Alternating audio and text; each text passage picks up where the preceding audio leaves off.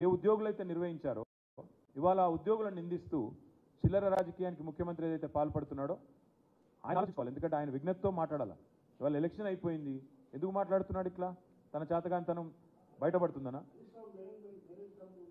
అదే చెప్తున్నా బ్రదర్, ముఖం బాగాలేకపోతే అద్దం బాలు కొట్టినట్టు వెనకటికేవుడు అట్లున్నది కథ. ఆయనకు చేత కాదు ప్రభుత్వాన్ని నడపడం. ఏ ప్రభుత్వాన్ని అయితే కేసీఆర్ గారు సమర్థవంతంగా నడిపారో, ఏ డిస్కంలను అయితే నడిపారో, ఏ డిస్కంలో ఉద్యోగులు అయితే అహర్నిశలు శ్రమించి ఆఖరికి శ్రీశైలంలో పంప్ హౌస్ మునిగిపోతే కూడా, కష్టమైతే కూడా, నష్టం జరిగితే కూడా, ప్రాణ నష్టం జరిగితే కూడా అహర్నిశలు శ్రమించింది ఇదే ఉద్యోగులు.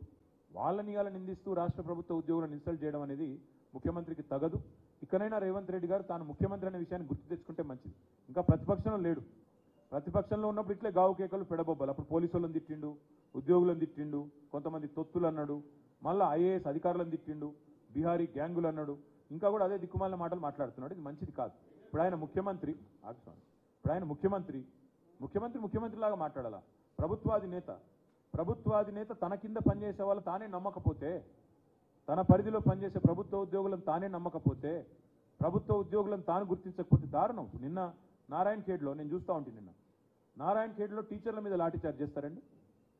నారాయణ ఖేడ్లో నిన్న ఏం చేసిండ్రు టీచర్లు? పోలింగ్ డ్యూటీ చేసిండ్రు. పోలింగ్ డ్యూటీ చేసినాక దానికి సరిపడా వేతనం మీద ఉంటుంది, ఆ వేతనం ఇవ్వాలా, అది ఇవ్వలేదు. ఇవ్వకపోగా అడిగితే వాళ్ళ మీద లాఠీచార్జ్. ఒకవైపు టీచర్ల మీద లాఠీచార్జ్, ఇంకోవైపు విద్యుత్ ఉద్యోగుల మీద నిందలు. ఇది కరెక్టా? ఒక ముఖ్యమంత్రి చేయాల్సిన పని, ఇది ప్రభుత్వం చేయాల్సిన పని. ప్రభుత్వం తన దగ్గర పనిచేసే ఉద్యోగులను సమర్థవంతంగా వారి దగ్గర పని తీసుకోవాలి, ప్రజలకు సేవ చేయాలి. ఆ పని చేయకుండా ప్రతిపక్షాలను నిందిస్తే ఏమొస్తుంది ఆయనకి?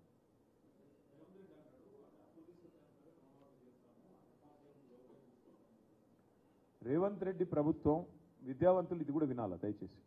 రేవంత్ రెడ్డి ప్రభుత్వం శ్వేతపత్రాల పేరిట కొన్ని రోజులు గారడీ చేసింది. ఇది ప్రభుత్వం వచ్చిన కొత్తలో శ్వేతపత్రాలు, ఖజానా అప్పుల పాలైంది, అది ఇది అని చెప్పి సొల్లు మాటలు చెప్పారు.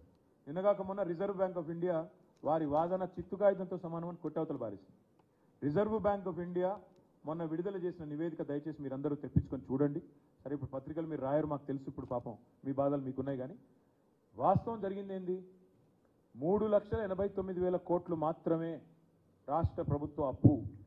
7 లక్షల కోట్లు అని కాంగ్రెస్ ప్రభుత్వం చేస్తున్న ప్రచారం చిల్లర ప్రచారం, దివాలా కోరు ప్రచారం అని చెప్పి రిజర్వ్ బ్యాంక్ ఆఫ్ ఇండియా నిన్నగాక మొన్న ఎండగట్టింది. దయచేసి తెప్పించుకొని చూడండి. రిజర్వ్ బ్యాంక్ ఆఫ్ ఇండియా చెప్తోంది 3,89,000 కోట్లు మాత్రమే అప్పు. కాంగ్రెస్ ప్రభుత్వం చేస్తున్న ప్రచారం 7 లక్షల కోట్ల అప్పు అనేది శుద్ధ తప్పు అనేది నెంబర్ 1 పాయింట్. రెండో పాయింట్ ఏంటంటే, అప్పు చేయడమే తప్పు అన్నట్టు నిన్నటిదాకా సన్నాయి నొక్కులు నొక్కిన కాంగ్రెస్ సన్నాసులు మరి మీరెందుకు అప్పు చేస్తున్నారండి? రాష్ట్ర ప్రభుత్వ ఆదాయం అంతా ఎక్కడ పోతుంది? మరి మేము భారతదేశంలోనే మా ప్రభుత్వం దిగిపోయినాడు హైయెస్ట్ పర్ క్యాపిటా, హైయెస్ట్ తలసరి ఆదాయం కలిగిన రాష్ట్రం ఏది అంటే గల్లా ఎగిరేసి చెప్పుకునే పరిస్థితుల్లో తెలంగాణను వీళ్ళకి అప్పజెప్పి దిగినాం. మా ప్రభుత్వం వచ్చినాడు రాష్ట్రం యొక్క తలసరి ఆదాయం 1,14,000. మేము దిగిపోయినాడు రాష్ట్రం యొక్క తలసరి ఆదాయం 3,08,000. ఈరోజు 3,57,000 కొత్త నివేదిక ప్రకారం. మరి ఇంత తలసరి ఆదాయం ఉన్న రాష్ట్రం, స్టేట్ ఓన్డ్ ట్యాక్స్ రెవెన్యూస్లో 80%తో అత్యధికంగా భారతదేశంలో ఉన్న రాష్ట్రం, రాష్ట్ర ఆదాయం అంతా ఎక్కడ పోతుంది? కాంట్రాక్టర్ల జేబుల్లోకి పోతుందా, లేక రాష్ట్ర ప్రభుత్వం ఇంకా ఏమైనా చేస్తుందా చెప్పాలా? రైతులకు రైతు బంధు రాదు. జనవరి